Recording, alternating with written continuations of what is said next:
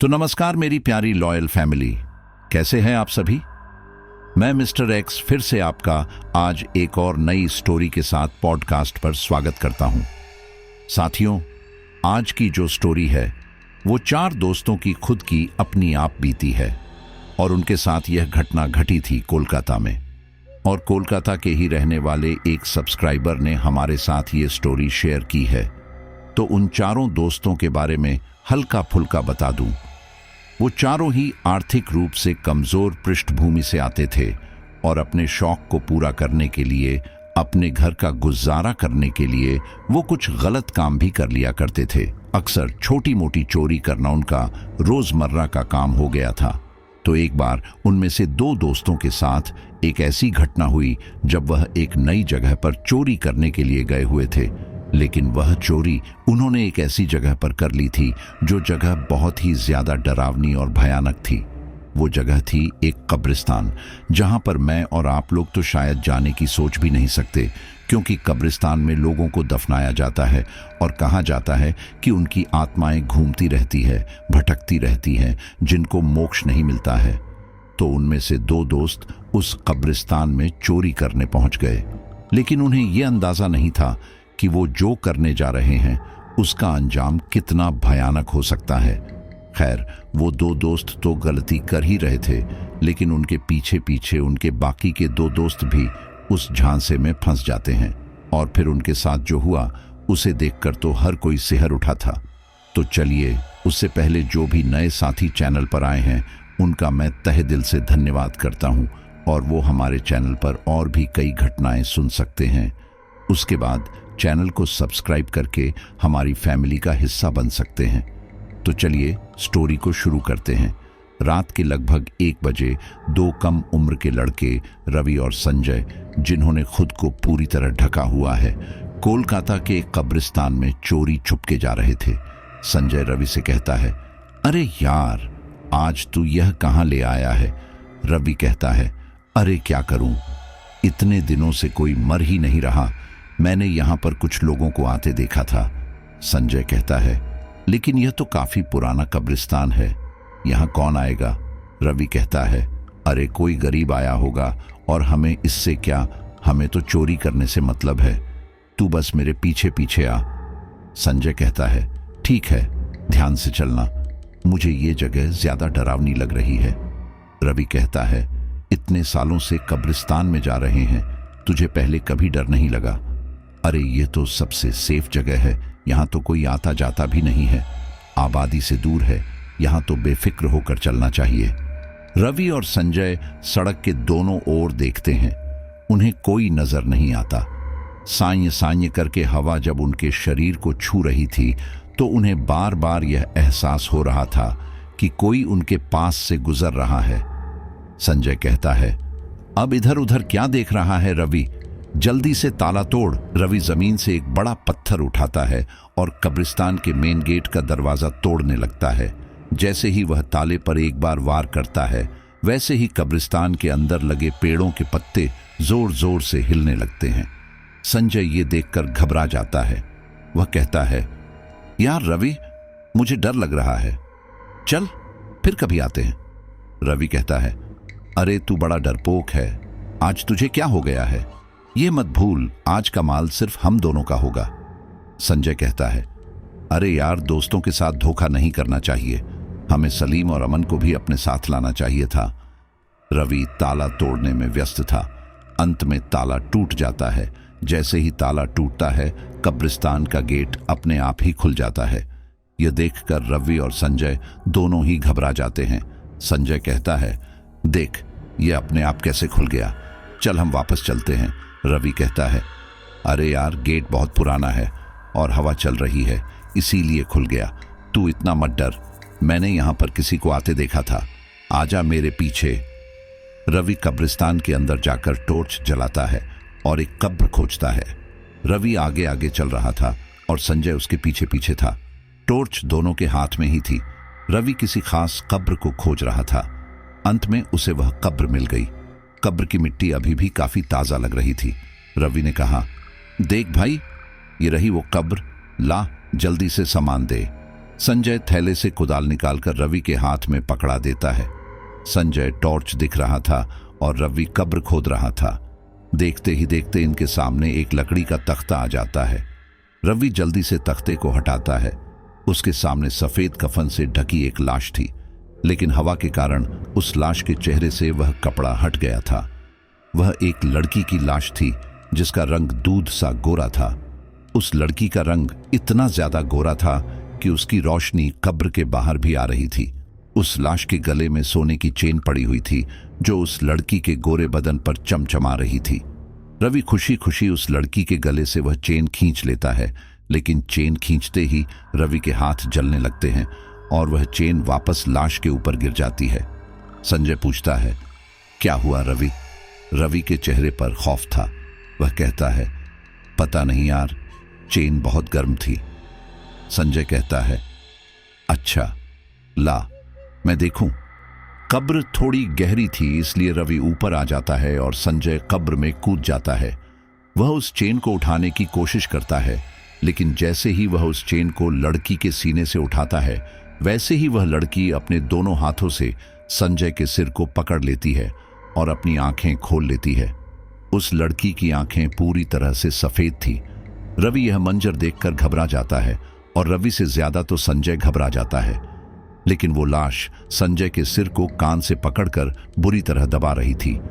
संजय के कानों से खून निकलने लगता है। रवि संजय की मदद के लिए अपना हाथ आगे बढ़ाता है, लेकिन तभी जमीन नीचे की ओर धंसती जाती है और वो लाश संजय को अपने साथ जमीन के अंधेरे में ले जाती है। रवि चिल्लाता रह जाता है, संजय! लेकिन अब उसके सामने केवल अंधेरा था। तभी आसपास की कब्रों की मिट्टी अपने आप उड़ जाती है। कब्रों में रखे तख्ते अपने आप हवा में उड़कर बाहर निकल जाते हैं और कब्रों से कई सारी लाशें, जिनका हुलिया बिल्कुल उस गोरी लड़की की लाश के जैसा था, निकलकर खड़े हो जाते हैं। सभी की आंखें सफेद थी, लेकिन जैसे ही वे लोग अपनी कब्रों से खड़े हो रहे थे, धीरे धीरे सबके शरीर फूलते जा रहे थे और काले होते जा रहे थे। रवि अब वहां 1 मिनट भी नहीं रुक सकता था। वह एक नजर वापस कब्र के अंदर झांकता है। उसे संजय नजर नहीं आता और वह कब्रिस्तान से बाहर की तरफ भागता है, लेकिन तभी कब्र में उठी हुई सभी लाशें रवि का पीछा करने में लग जाती हैं। वे सभी लाशें लंगड़ाते हुए रवि के पीछे थीं। कुछ बहुत तेज चल रही थी तो कुछ बहुत ही धीमे, लेकिन सब की सब रवि के पीछे लगी हुई थी। रवि कब्रिस्तान के मेन गेट तक पहुंच चुका था और बाहर निकलने वाला था कि तभी उसका पैर एक पत्थर से टकराया और वह गिर गया। तभी एक लाश ने रवि का पैर पकड़ लिया, लेकिन रवि ने जैसे तैसे करके उसको धक्का देकर अपना पैर छुड़ा लिया। उस लाश के नाखून शेर के जैसे तेज और नुकीले थे। रवि के पैर पर तेज खरोंच लगने के कारण उसके पैर से खून की तेज धारा बहने लगती है, लेकिन फिर भी रवि रुकता नहीं है और कब्रिस्तान के बाहर भाग जाता है। कुछ दूर तक वे लाशें उसका पीछा करती हैं, लेकिन फिर अचानक गायब हो जाती हैं। जैसे तैसे करके रवि मेन रोड तक आ जाता है और एक ऑटो रिक्शा करके अपने घर पहुंच जाता है। रवि और संजय कोलकाता की एक बहुत ही तंग इलाके की एक बाड़ी में रहा करते थे। बाड़ी एक तरह की सोसाइटी होती है जहां पर बहुत सारे लोगों को अलग अलग कमरे दे दिए जाते हैं। जैसे मुंबई महाराष्ट्र में चौल का हिसाब होता है, ठीक वैसे ही पश्चिम बंगाल में बाड़ी का चलन है। रवि और संजय उस बाड़ी के 2 अलग अलग कमरों में रहते थे। उनके 2 दोस्त और थे, सलीम और अमन। वे लोग पास की एक अन्य बाड़ी में रहा करते थे। चारों में गहरी दोस्ती थी। चारों ही मनमौजी और आवारा किस्म के लड़के थे। सभी जवान थे। घर वालों के पास इतना पैसा नहीं था कि पढ़ाई लिखाई पर पैसा बर्बाद कर पाते, इसलिए थोड़ा बहुत पढ़ा लिखा कर इधर उधर काम पर डाल दिया। लेकिन काम के पैसों से इन लड़कों को गुजारा नहीं होता था। सभी को नशे की लत लगी हुई थी, इसीलिए वे लोग चोरी चकारी में मुब्तला हो गए। लेकिन यह चोरी चकारी ज्यादा दिन तक चल नहीं पाई, क्योंकि वे लोग ज्यादा समझदार तो थे नहीं, इसलिए हमेशा पकड़े जाते थे। जब वे लोग पकड़े जाते थे तब रवि इस तरह से नाटक करता था जैसे वह कोई पागल है या फिर कोई भिखारी है। कभी कभी वह इस तरह से दिखाता था जैसे उस पर कोई भूत प्रेत चिपटा पड़ा है। वो इतनी अच्छी एक्टिंग करता था कि उसे देखकर कोई भी डर जाता था और उससे पीछा छुड़ाने की सोचने लगता था।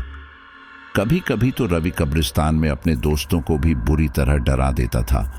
अब तो उनके दोस्तों को भी आदत हो चुकी थी। वह जानते थे कि रवि यह सब कुछ सिर्फ मजे के लिए करता है। सड़क किनारे चोरी करने, लोगों के घर चोरी करने में वे लोग पकड़े जाने लगे और फिर एक दिन वे लोग एक ऐसे कब्रिस्तान पहुंच गए जहां पर लोग अपने मृतकों के साथ उनकी कुछ मूल्यवान वस्तुओं को भी दफना दिया करते थे। जबकि हर धर्म में ऐसा नहीं है।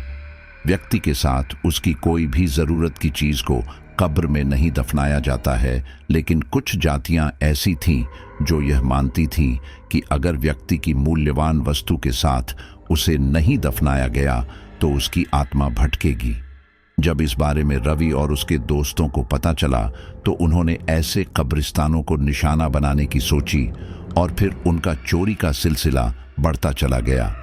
अब वे लोग बेफिक्र होकर चोरी करने लगे थे, क्योंकि लाशों को देखने वाला कोई नहीं था। लाश कभी भी अपनी चोरी की शिकायत नहीं कर सकती थी। वे लोग अधिकतर कब्रिस्तानों पर अपनी नजर बनाए रखते थे। 2-3 दिन पहले ही रवि अपने रिश्तेदार को लेने के लिए स्टेशन जा रहा था। देर होने के कारण उसने मेन रोड के पीछे वाले रास्ते को अपनाना चाहा। वह पहली बार उस रास्ते पर गया था। उस रास्ते पर रात बेरात कोई नहीं जाता था। किसी जमाने वहां एक गांव बसा हुआ था, लेकिन अब वहां कुछ भी नहीं था। रवि ने सोचा कि देर हो रही है, इसलिए इस रास्ते से ही निकलना बेहतर होगा।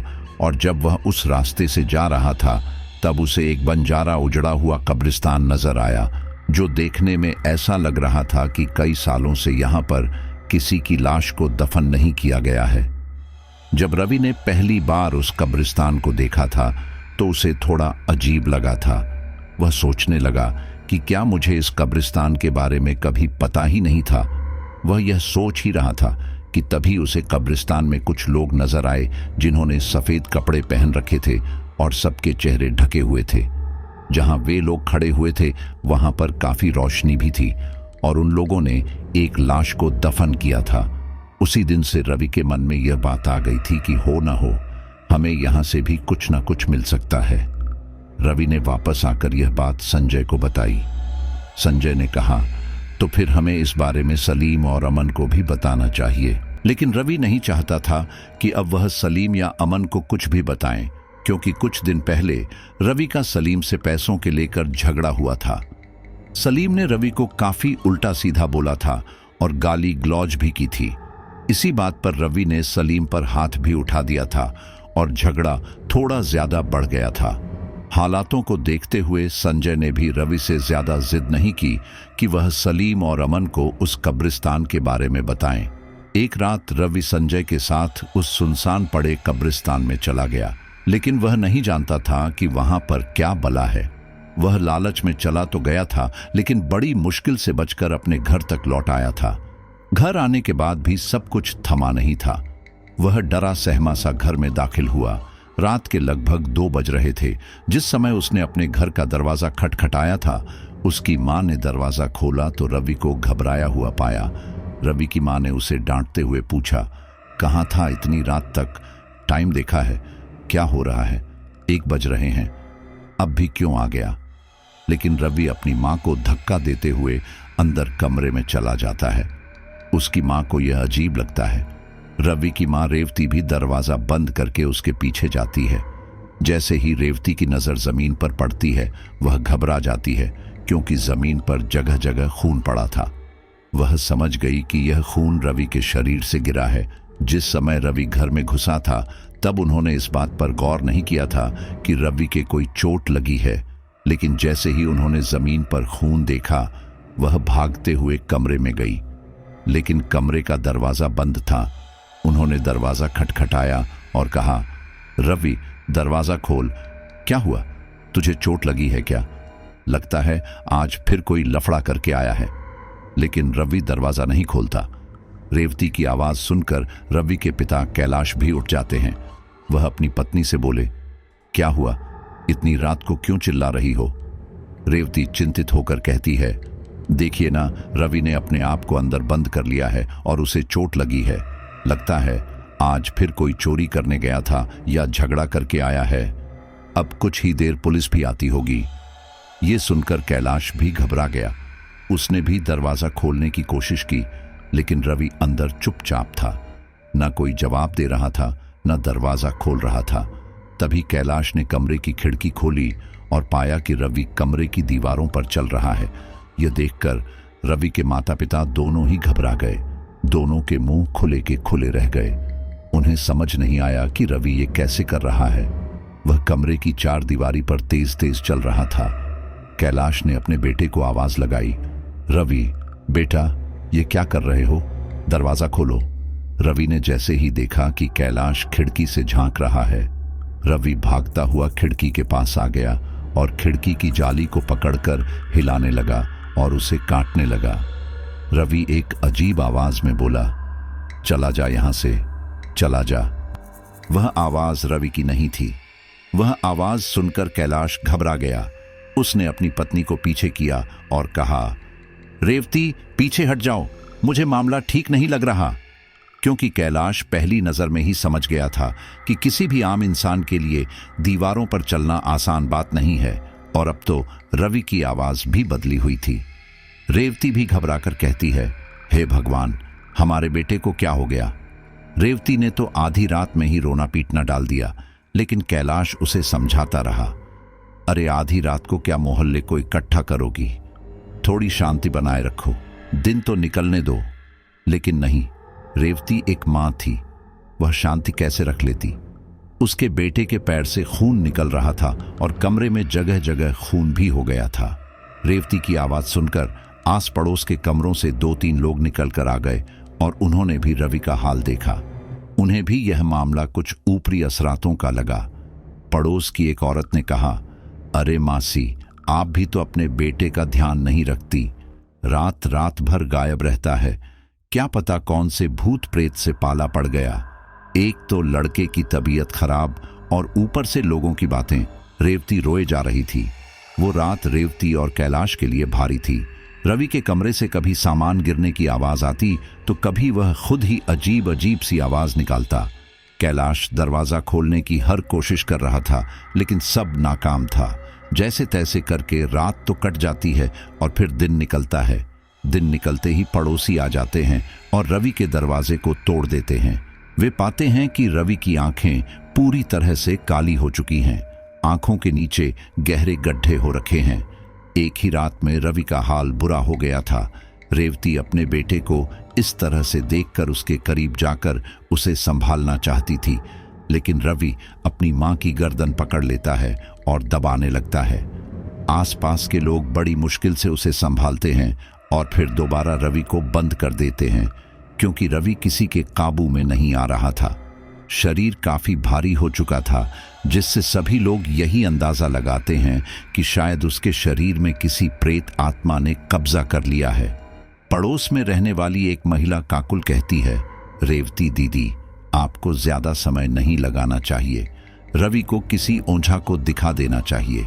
कैलाश कहता है, लेकिन हम तो किसी ओझा को नहीं जानते।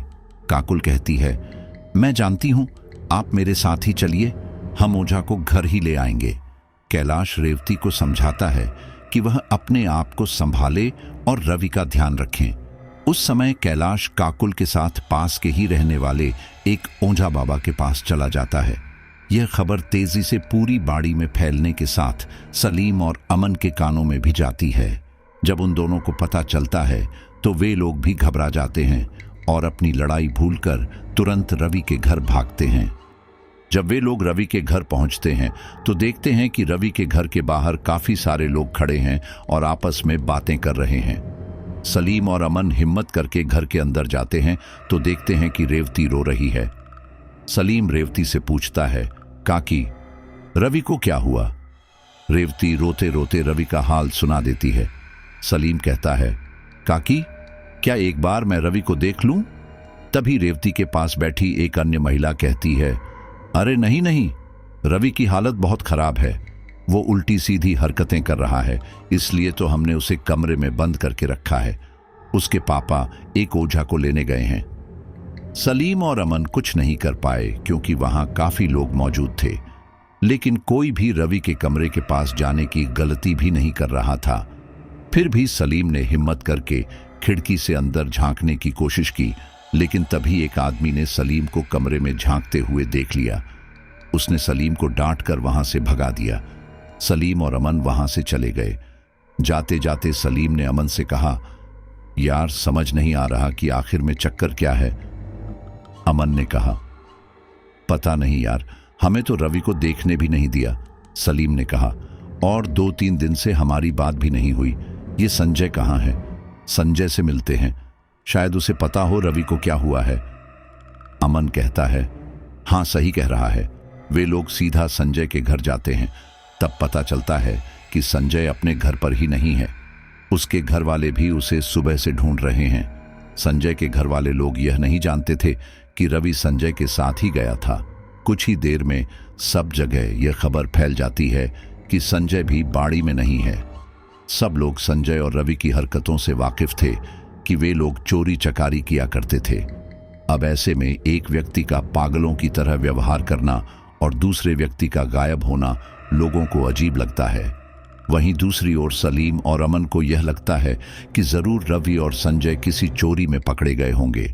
संजय तो शायद चंगुल से छूट ही नहीं पाया होगा और रवि ड्रामा कर रहा होगा ताकि कोई उसे पकड़ ना पाए, क्योंकि रवि ने 1-2 बार पहले भी पागलपन का ड्रामा किया है।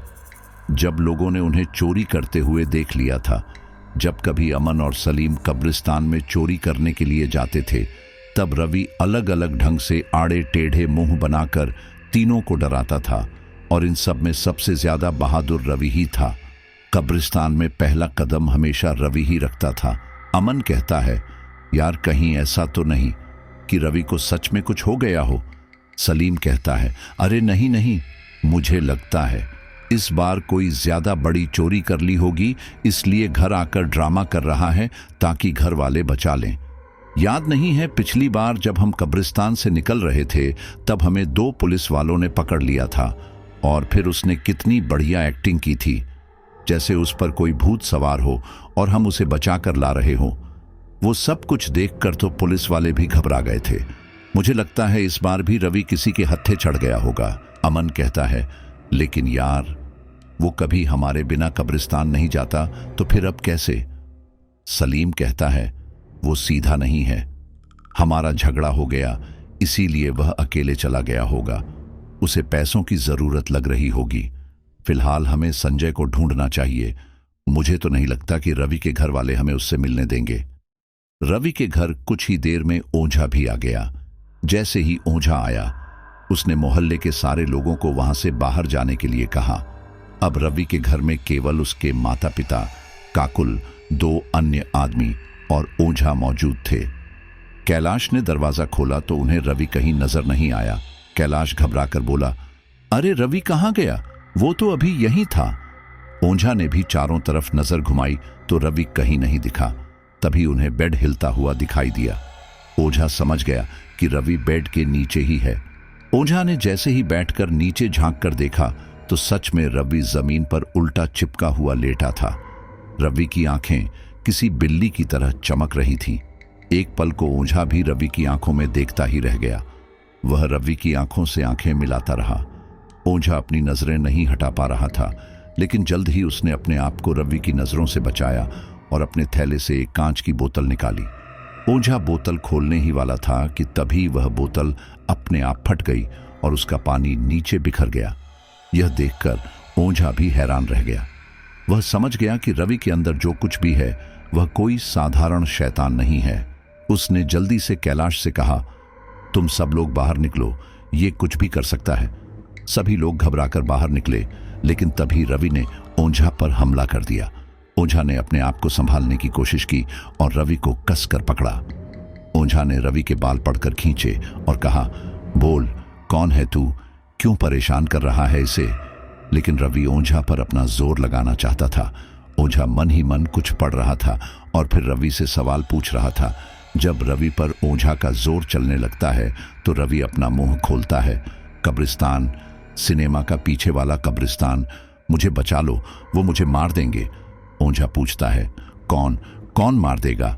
रवि कहता है, वही वही सब लोग, बहुत सारे लोग हैं, वो मेरे पीछे हैं। फिर ओझा एक हाथ से रवि को कसकर पकड़े रहता है और दूसरे हाथ से अपने थैले से चावल के कुछ दाने निकालता है। वह उन पर कुछ पड़कर फूंकता है और उन दानों को रवि के सिर पर फेंकता है। रवि को जैसे करंट लग जाता है और वो तड़पने लगता है। ओझा आगे पूछता है, तू कौन है? इसके शरीर से निकल जा। लेकिन रवि एक बार फिर चुप हो जाता है। ओझा चावल वाली प्रक्रिया 3-4 बार करता है तो रवि कहता है, मैं गुल हूं। गुल नाम सुनते ही ओझा कुछ देर शांत हो जाता है। वो समझ जाता है कि ये एक जिन्न है। ओझा पूछता है, लेकिन तू इसके पीछे क्यों पड़ा है? इसने तेरा क्या बिगाड़ा है? रवि कहता है, इसने हमें सोते हुए जगाया है। हम इसे नहीं छोड़ेंगे, हम इसे अपने घर ले जाएंगे। ओझा आगे कुछ पूछता उससे पहले ही रवि एक बार फिर ओझा पर हावी हो जाता है और ओझा की गर्दन मरोड़ देता है, जिससे ओझा के गले में तेज झटका आता है और वह अपने आप को संभालने में लग जाता है। इसी बात का फायदा उठाकर रवि ओझा के गाल पर काट लेता है और उसका मांस निकाल लेता है। वह बड़े चाव से ओझा के गाल के मांस को खा रहा था। कैलाश यह सब कुछ खिड़की के बाहर से देख रहा था। जैसे ही वह देखता है कि रवि ने ओझा की हालत इतनी बुरी कर दी है, तो वह दरवाजा खोलकर अंदर जाता है और रवि को ओझा से अलग करता है। लेकिन रवि अपने पिता पर भी हमला कर देता है। वह अपने पिता के सीने पर नाखून से वार कर देता है। उसके पिता रवि के नाखून देखकर हैरान रह जाते हैं। पता नहीं अचानक रवि के नाखून इतने तेज और लंबे कैसे हो गए। कैलाश के घर में एकदम चीख पुकार मचने लगती है। घर के बाहर खड़े मौजूद लोग दरवाजा पीटने लगते हैं। रेवती दरवाजा खोलती है और कुछ लोगों को मदद के लिए बुलाती है। तब एक बार फिर रवि को किसी तरह काबू करके कमरे में बंद किया जाता है। मोहल्ले के लोग सबसे पहले ओझा और कैलाश को डॉक्टर के पास लेकर जाते हैं और उनका इलाज करवाते हैं। वहीं दूसरी ओर सलीम और अमन संजय को आसपास के इलाकों में खोजते हैं। साथ ही पास के थाने में भी जाकर पता लगाते हैं, लेकिन संजय का कोई पता नहीं चलता। तभी सलीम का दिमाग खटकता है। वह अमन से कहता है, यार अमन, कहीं ऐसा तो नहीं कि रवि ने कोई बड़ा हाथ मारा हो? संजय का भी कुछ पता नहीं। अमन कहता है, कह नहीं सकते यार, रवि से बात भी तो नहीं हो रही। कहीं ऐसा ना हो कि वो सच में मुसीबत में हो।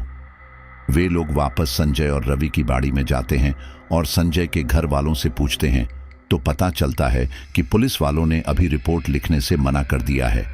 वह कह रहे हैं कि 24 घंटे बाद ही रिपोर्ट लिखेंगे, लेकिन फिर भी उसके घर वाले संजय को ढूंढ रहे थे।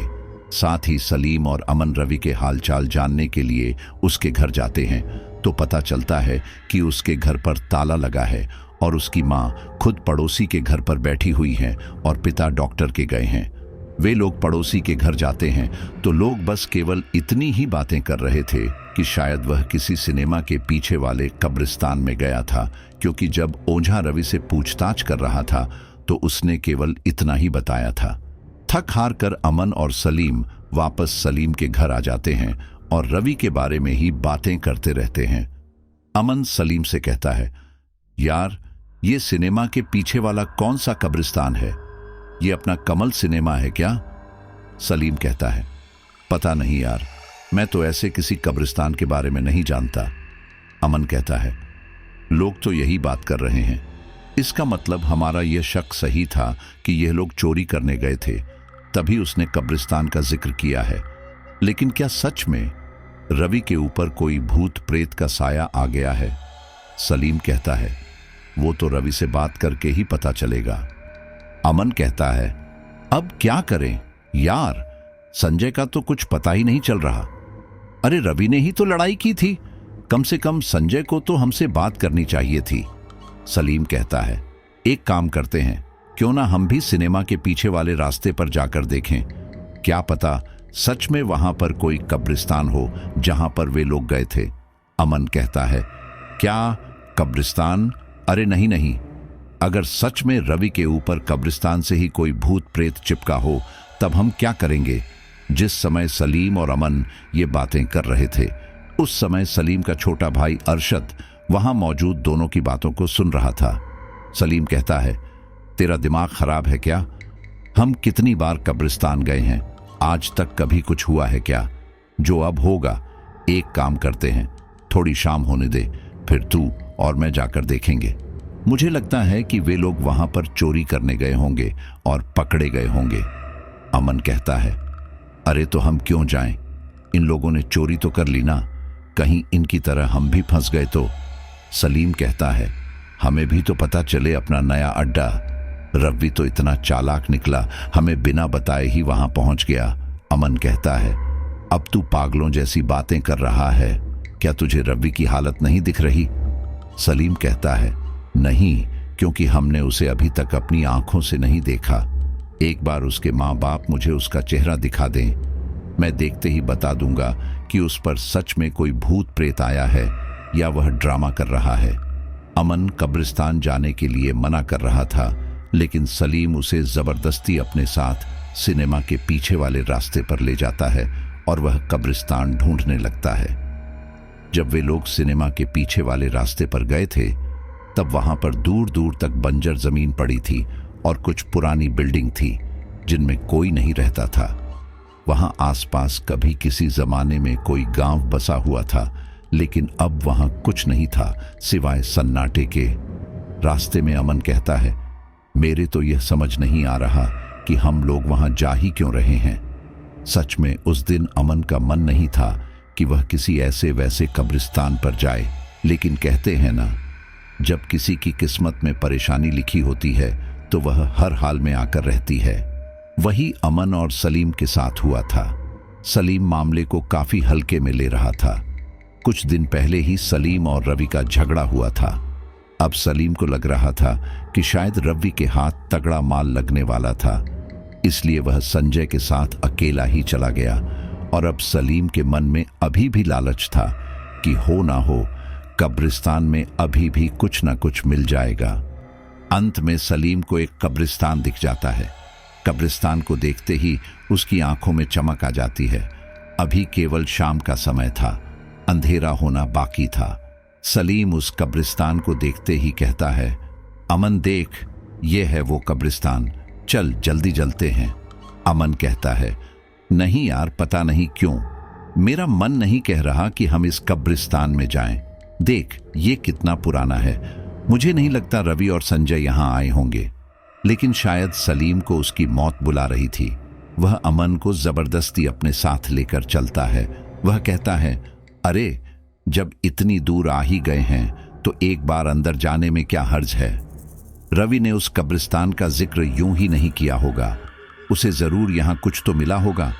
हम भी तो देखें, आखिर रवि हमारे बिना यहां क्या लेने आ गया।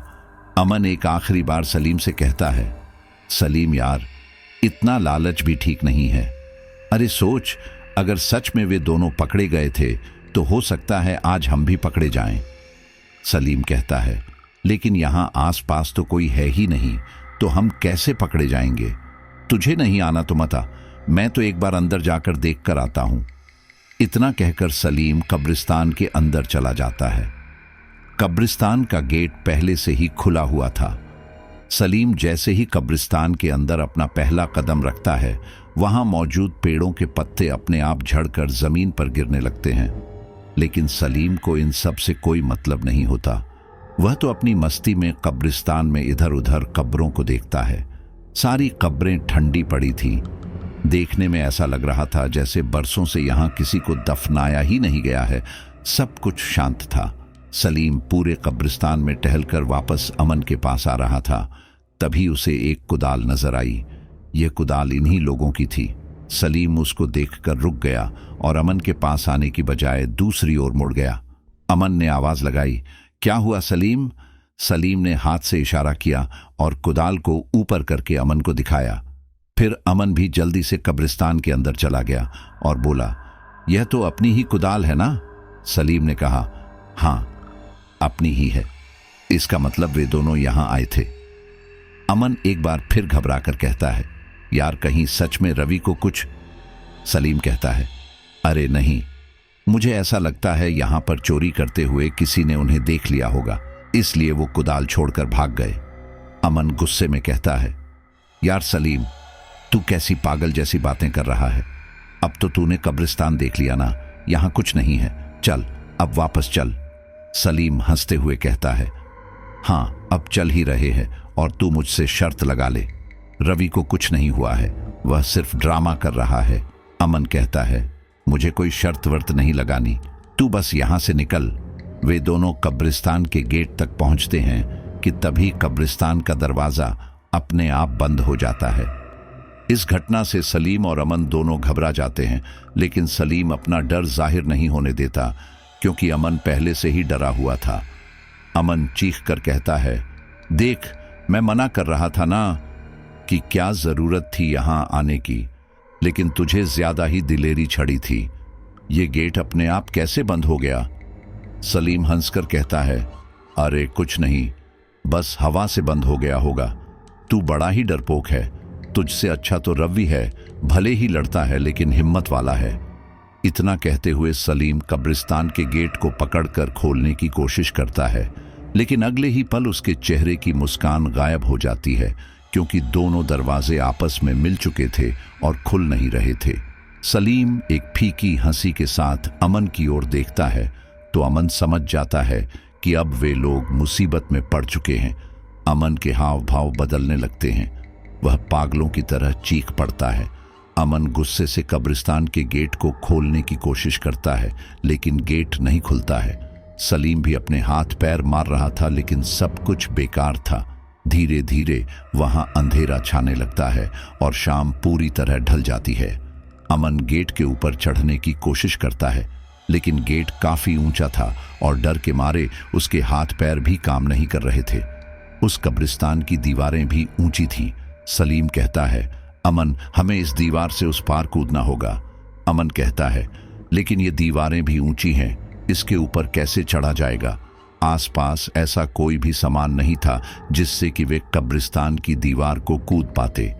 अमन अब रोने लगता है और कहता है, मैंने तुझे मना किया था कि मत आ यहाँ, मत आ, लेकिन नहीं, तुझे तो अब देख लिया ना। मुझे नहीं पता, मुझे कैसे भी करके यहां से बाहर निकाल। सलीम कहता है, तू इतना टेंशन क्यों ले रहा है? कुछ नहीं होगा। वैसे भी भूत प्रेत जिन्न पिशाच कुछ नहीं होते, सब कहने की बातें होती हैं। हम जितना डरते हैं यह चीज हमें उतना ही डराती है। सलीम ने इतना ही कहा था कि तभी एक तेज हवा का झोंका सलीम और अमन के चारों ओर से घूमकर गुजरा। उस हवा के झोंके का एहसास दोनों को अच्छी तरह से हो गया था। उस झोंके से दोनों सिहर उठे। अमन ने कहा, क्या तुझे कुछ एहसास हुआ? सलीम ने कहा, कुछ नहीं, हवा थी। जिस झोंके को ये लोग हवा समझ रहे थे वो लगातार इनके चारों ओर चक्कर लगाने लगा। जमीन पर गिरे पत्ते उड़कर सलीम और अमन के चारों तरफ घूमने लगे। सलीम और अमन घबराकर अपने चारों तरफ देखने लगे।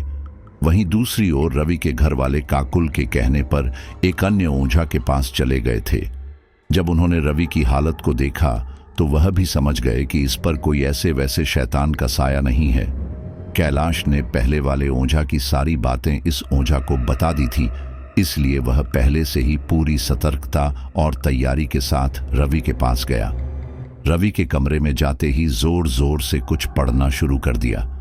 ओझा की आवाज सुनकर रवि तुरंत सहम गया और ओझा ने बिना देरी किए रवि को बांधना शुरू कर दिया।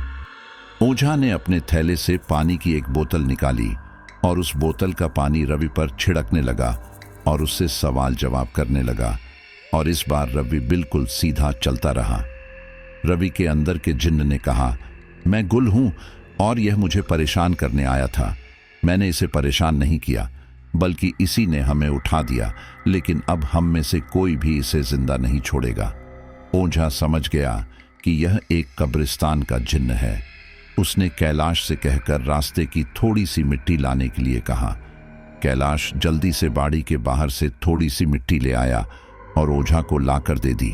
ओझा ने उस मिट्टी पर कुछ पढ़कर फूंका और फिर उसे पानी में घोलकर उसे जबरदस्ती रवि को पिलाया। उसे पीने के बाद रवि तुरंत अपने मुंह से खून निकालने लगता है। यह देखकर कैलाश और रेवती घबरा जाते हैं, लेकिन ओझा उन्हें तसल्ली देता है। ओझा थोड़ी थोड़ी देर में वह पानी रवि के मुंह में डालता है और रवि अपने मुंह से खून निकालता रहता है और कुछ ही देर में रवि निढाल हो जाता है। इसके बाद वह ओझा रवि को साफ पानी पिलाता है और रवि को होश आने लगता है। जैसे ही रवि को होश आता है वह रोने लगता है और अपनी माँ से चिपट जाता है। तब ओझा रवि से पूछता है कि आखिर वह कहाँ गया था। तब रवि पिछली रात की सारी कहानी ओझा को बता देता है। साथ ही वो संजय के बारे में भी बताता है। जब लोगों को पता चलता है कि रवि की हालत ठीक हो चुकी है तो सभी उससे मिलने के लिए आते हैं। उस समय सलीम के पिता और उसका छोटा भाई भी रवि को देखने के लिए उसके घर गए थे। जब सलीम के छोटे भाई के कानों में यह खबर जाती है कि रवि के साथ यह सब कुछ उस कब्रिस्तान में ही हुआ है तो वह तुरंत अपने पिता को सलीम के बारे में बताता है कि सलीम भाई भी अपने दोस्त के साथ शायद उसी कब्रिस्तान में गए हैं। यह सुनकर अब सलीम के पिता घबरा जाते हैं और रवि से पूछते हैं कि आखिर वह कब्रिस्तान कहाँ है। तो रवि रोते रोते कब्रिस्तान का पता बता देता है। कैलाश के साथ वैसे ही इतना सब कुछ बीत चुका था, इसलिए वह कहता है, भाई साहब आप चिंता मत कीजिए, चलिए हम दोनों चलते हैं और सलीम को ढूंढ कर लाते हैं। पहले तो सलीम के पिता उसे आसपास और अपने घर पर ही देखते हैं। जब वह नहीं मिलता है तब कैलाश के साथ कब्रिस्तान की ओर चल देते हैं। ओझा भी उन बच्चों की बेवकूफ़ी पर गुस्सा कर रहा था, लेकिन वो किसी को इस तरह परेशानी में नहीं छोड़ सकता था, इसीलिए वो भी कैलाश और सलीम के साथ उन्हें ढूंढने चल देता है। इधर कब्रिस्तान में जितने भी पेड़ थे सबके पत्ते तेज तेज हिलने लगे और उनसे अजीब सी आवाजें आने लगी। सलीम और अमन उस जगह से भागना चाहते थे, लेकिन तभी उनके पैरों के नीचे की जमीन थोड़ी सी धंस गई और वे जमीन में फंस गए। दोनों ने एक दूसरे को पकड़ लिया और चिल्लाने लगे। जैसे तैसे करके वह उस गड्ढे से बाहर निकले और भागने लगे। तभी उनके कानों में एक आवाज आई, क्यों आए हो यहाँ? सलीम और अमन दोनों के ही कदम रुक गए और वे लोग अपने आसपास देखने लगे। वह आवाज दोबारा आई, कौन हो तुम लोग? क्यों आए हो यहाँ? सलीम ने घबराते हुए कहा, तुम कौन हो? कौन है यहाँ पर?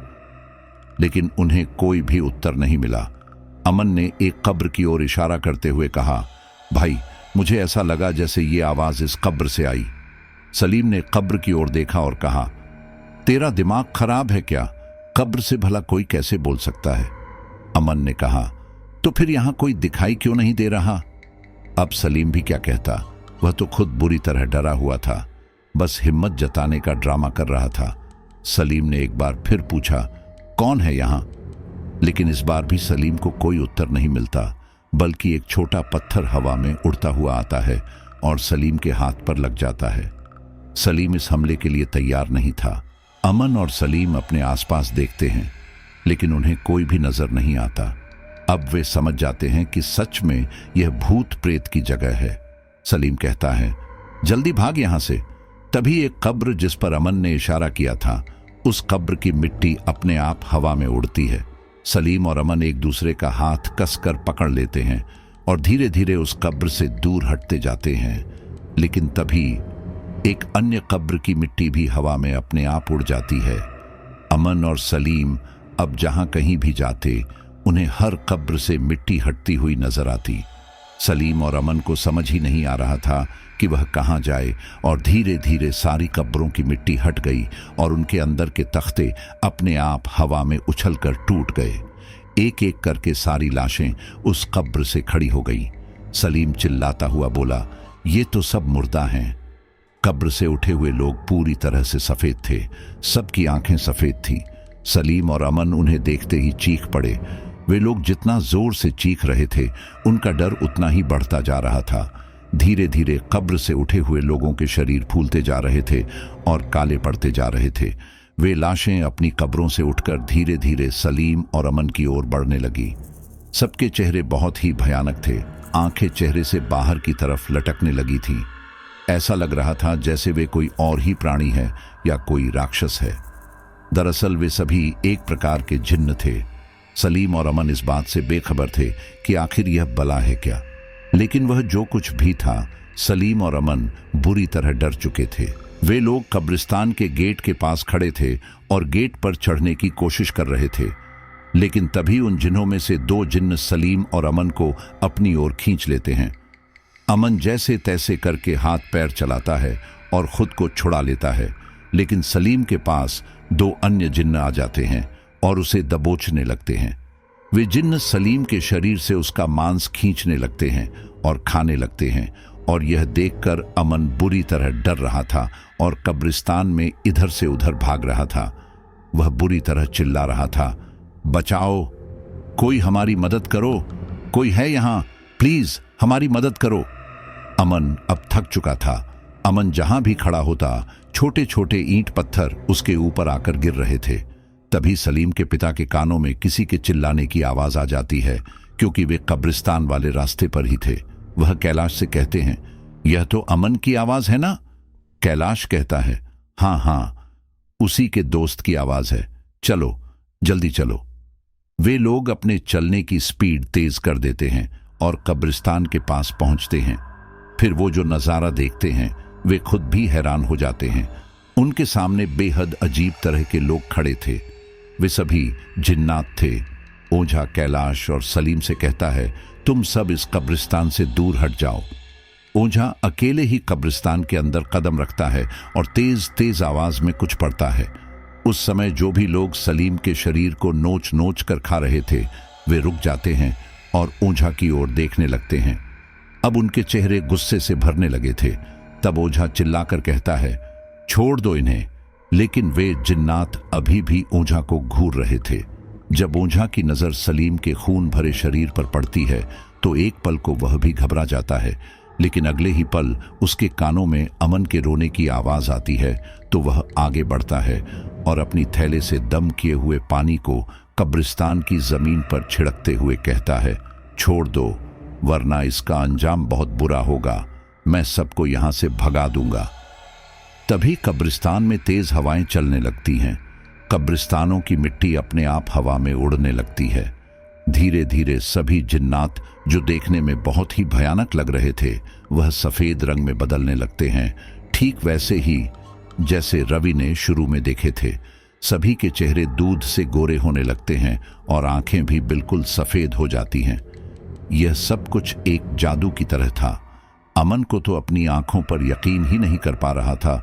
ओझा कहता है, छोड़ दो इन्हें, इन बच्चों ने क्या गलती की है? उनमें से एक जिन्नात कहता है, यह हमारी जगह है, हम इन्हें अपने साथ लेकर जाएंगे, इन्हें यहां नहीं आना चाहिए था। ओझा अच्छी तरह से जानता था कि वह अकेले इतने सारे जिन्नातों को काबू में नहीं कर सकता, इसलिए वह कहता है, देखो ये लोग यहां अपनी गलती के कारण आए हैं। अगर इन्हें पता होता कि यह जगह तुम्हारी है तो यह कभी भी यहां नहीं आते। तुम इस बार इन्हें छोड़ दो। मैं तुमसे वादा करता हूं कि इसके बदले में हम तुम्हें कुछ खाने पीने को दे दिया करेंगे। सारे जिन्नात एक नजर ओझा को देखने लगते हैं और कहते हैं, नहीं, तुम लोग झूठ कहते हो और हमारी इस जगह पर कब्जा करते हो। हम इन्हें नहीं छोड़ेंगे। ओझा कहता है, नहीं नहीं, मेरी बात का यकीन करो, मैं हर रोज यहां पर कुछ मांस डलवा दिया करूंगा, लेकिन तुम इन बच्चों को छोड़ दो। तब उनमें से एक जिन्नात जो इन जिन्नातों का सरदार था वह आंखों ही आंखों में अपने सारे जिन्नातों से कुछ इशारा करता है और कहता है, ठीक है, लेकिन यहां पर कोई भी इंसान दोबारा आना नहीं चाहिए, क्योंकि जिन्नात भी जानते थे कि ये एक बंजारा इलाका है। यहां दूर दूर तक कोई इंसान आता जाता नहीं है। ऐसे में जानवर भी बहुत ही कम आते जाते हैं और कब्रिस्तान के उन जिन्हों को मांस की भूख रहती है। ऐसे में वह कई कई दिनों तक भूखे रहते हैं और हड्डियों से ही गुजारा करते हैं। लेकिन जब जिन्नात को यह मौका मिलता है कि उन्हें रोज मांस खाने को मिलेगा तो वह भी ओझा की बात पर अमन को छोड़ देते हैं। लेकिन सलीम के शरीर में कुछ भी बाकी नहीं था। वे लोग अमन को वहां से जाने के लिए कह देते हैं और सलीम के नोचे और कटे हुए शरीर को ऐसे ही छोड़कर वापस अपनी अपनी कब्र में चले जाते हैं। ओझा भागकर अमन को संभालता है और फिर सलीम के शरीर को देखता है। सलीम का शरीर खून से लथपथ था और जगह जगह जख्म के निशान थे। ओझा अमन की मदद से सलीम के शरीर को बाहर ले आता है और सलीम की लाश को देखकर उसका पिता बुरी तरह रोने लगता है। लेकिन अब क्या ही हो सकता था, जरा सी नादानी की वजह से सब कुछ मिट्टी में मिल गया था। अमन को सही सलामत पाकर उसके घर वाले तसल्ली पाते हैं और ओझा से उस कब्रिस्तान के बारे में पूछते हैं। तब वह ओझा बताता है कि वह कब्रिस्तान जिन्नातों का कब्रिस्तान है। बहुत पहले वो कभी इंसानों का ही कब्रिस्तान हुआ करता था, लेकिन जमीन बंजर हुई, दोबारा फली फूली। लोगों ने शायद रहना भी शुरू किया और फिर दोबारा बंजर हो गई, लेकिन कब्रिस्तान की जगह नहीं बदली। वहां कोई गया ही नहीं। ऐसे में जिन्नातों ने उस जगह पर कब्जा कर लिया और अब वह कब्रिस्तान जिन्नातों का है। ऐसे जिन्नातों का जो इंसानों के मांस को खाना पसंद करते हैं। वे उस कब्रिस्तान में आराम करते हैं।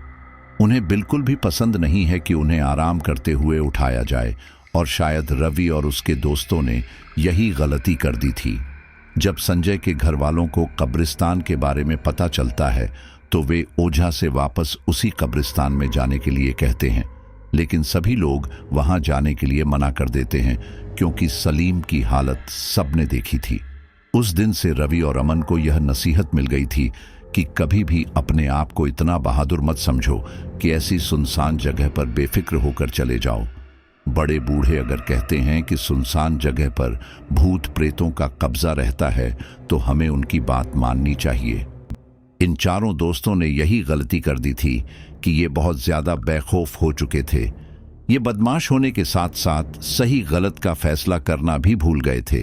जो इंसान हमेशा हमेशा के लिए इस दुनिया से जा चुका है और उसके परिवारजन उसके शांति के लिए अगर उसकी कब्र में कुछ चीजें रखकर आते हैं तो उसका कुछ मतलब होता है, लेकिन इन लोगों ने उस हद को भी पार कर दिया था और उस इंसान को अंतिम समय में भी अच्छी तरह से मरने नहीं दिया।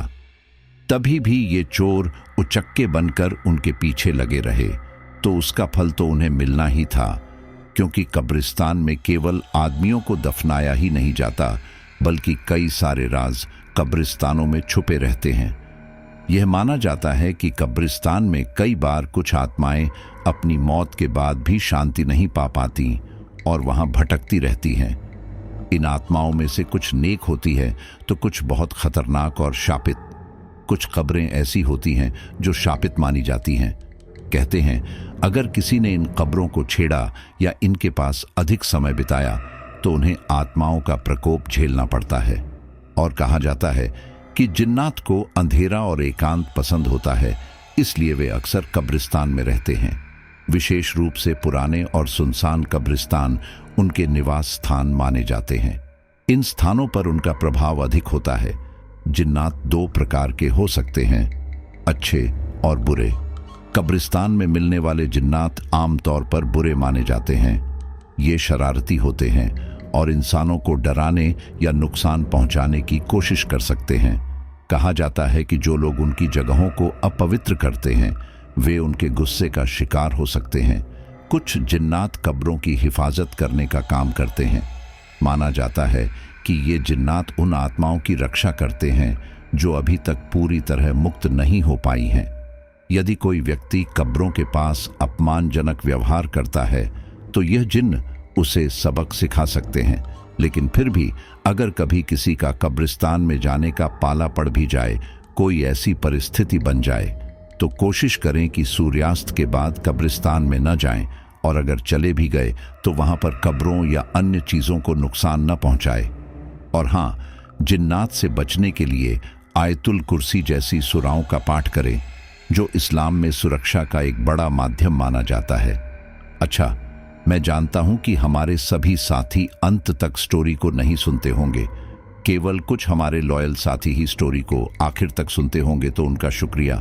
और अब हम अपने कुछ फैमिली मेंबर्स के नाम ले लेते हैं। नितिन मलिका, पूजा कपूर वेस्ट बंगाल, वीरेंद्र पाल पंजाब, राजेश यूएसए, पुष्पा विश्वकर्मा डोंबिवली, रेशमा खान, निशांत सिंह बिहार, समीर दिल्ली। चलिए चलता हूं आपके लिए एक और हॉरर अनुभव की स्टोरी लाने के लिए।